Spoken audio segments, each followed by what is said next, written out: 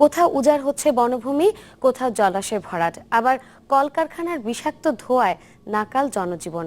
এরকম বাস্তবতায় আজ পালিত হচ্ছে বিশ্ব পরিবেশ দিবস। এ নিয়ে দেশ 24-এ থাকছে একাধিক প্রতিবেদন। তবে শুরুতেই অন্য প্রসঙ্গ। ময়মনসিংহ ক্যাডেট কলেজের শিক্ষার্থী শর্মিলা শাহরিন পলিন হত্যা মামলায় সেনা কর্মকর্তা নাজমুল সহ 5 জনের বিরুদ্ধে বিচারিক আদালতে মামলা চলবে। সকালে প্রধান বিচারপতির নেতৃত্বে আপিল বেঞ্চ এ মামলা বাতিল চেয়ে আবেদন খারিজ করে এই আদেশ দেন। 2013 সালের মে মাসে পলিন হত্যার বিচার বিভাগীয় তদন্তের প্রেক্ষিতে বিচারিক আদালত নাজমুল সহ 5 জনের বিরুদ্ধে অভিযোগ গঠন করেন। 2005 সালের ফেব্রুয়ারিতে ময়মনসিংহ গার্লস ক্যাডেট কলেজের ছাত্রী হোস্টেলে থেকে দ্বাদশ শ্রেণীর শিক্ষার্থী পলিনের মরদেহ উদ্ধার করা হয়। ঘটনার দিনই জেলার কোতোয়ালি থানায় অপমৃত্যুর মামলা করেন কলেজের তৎকালীন প্রিন্সিপাল খাদিমুল ইসলাম। পরবর্তীতে পলিনের বাবা একটি হত্যা মামলা দায়ের করেন।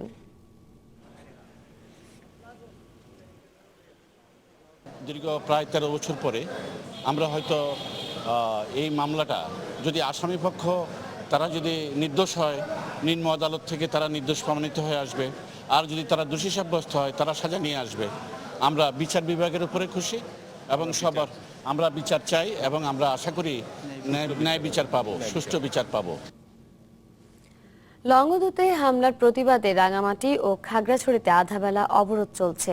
United People's Democrat Front UPDF এর ডাকে সকাল থেকে রাঙামাটিতে দূরপাল্লা ও আভ্যন্তরীণ সড়কে যান চলাচল বন্ধ রয়েছে। নৌপথে ছেড়ে যায়নি কোনো লঞ্চ। শহরের বিভিন্ন গুরুত্বপূর্ণ পয়েন্টে মোতায়েন করা হয়েছে অতিরিক্ত পুলিশ। এদিকে খাগড়াছড়িতেও আধাবেলা সড়ক অবরোধ করেছে পাহাড়ি ছাত্র পরিষদ। এতে খাগড়াছড়ির সাথে বন্ধ রয়েছে সড়ক যোগাযোগ।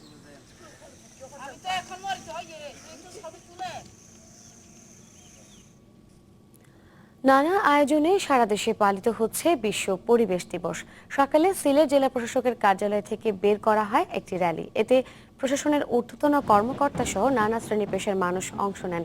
বগুড়া জিলা স্কুল মাঠে বেলুন উড়িয়ে দিনের কর্মসূচি শুরু করেন জেলা প্রশাসক আশরাফ উদ্দিন। পরে এক বর্ণাঢ্য শোভাযাত্রা শহরের প্রধান প্রধান সড়কগুলো প্রদক্ষিণ করে।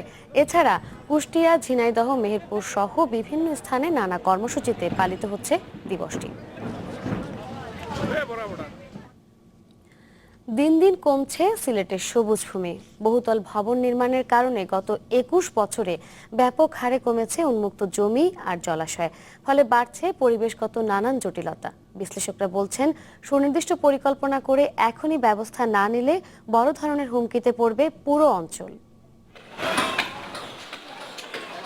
সিলেটের মীরাবাজারের আগপাড়ায় তারুমিয়ার টিলা।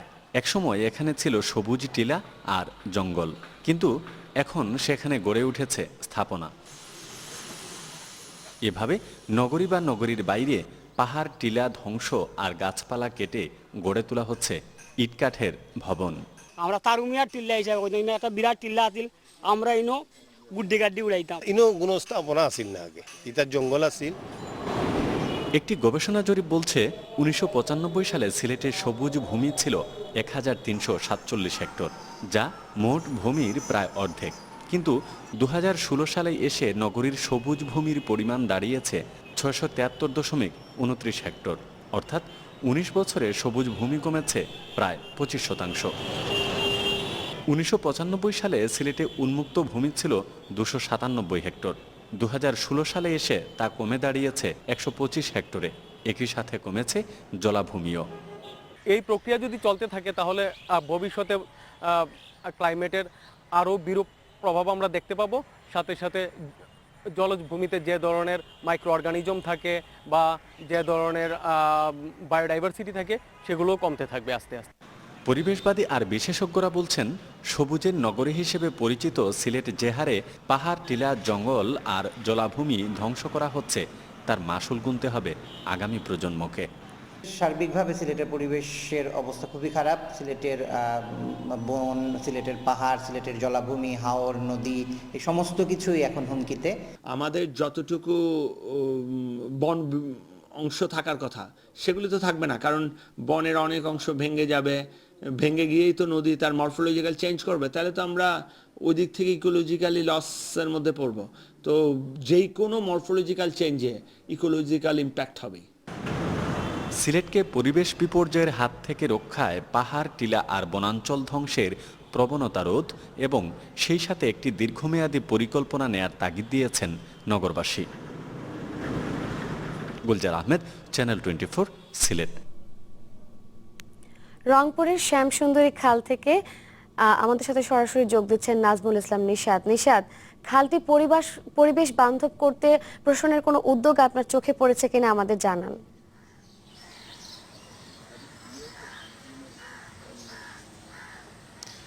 মেরিন, এই খালটির একটু ছোট ইতিহাস আপনাকে বলি। 1800 দশকের দিকে কিন্তু রাজা জানকী বল্লভ এই খালটি রংপুরে তৈরি করেছিলেন। সেটি হলো সুপেয় পানি এবং রংপুরের ভিতরের যে পানি প্রবাহ বর্ষার সময় সেই পানির গতি ঠিক রাখার জন্য কিন্তু এটি তৈরি করা হয়েছিল।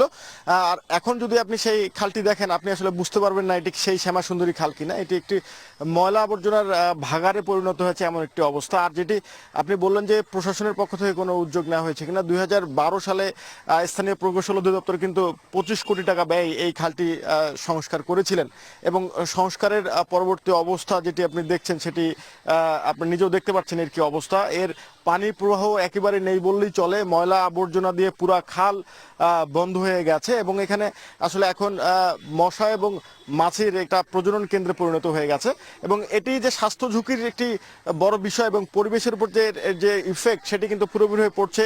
এর রাস্তা দিয়ে যখন মানুষজন যাওয়া আসা করে এর দুর্গন্ধে কিন্তু মানুষজন কিন্তু অনেকটা অস্থির হয়ে পড়ে, কারণ এতে এত পচা বিষাক্ত গন্ধ হয়ে এখন এই খাল থেকে বের হয়। পুরোপুরি দূষিত একটি বায়ু কিন্তু এই খালের আশপাশ দিয়ে যারা চলাফেরা করেন তারা কিন্তু এটি উপভোগ করতে পারেন।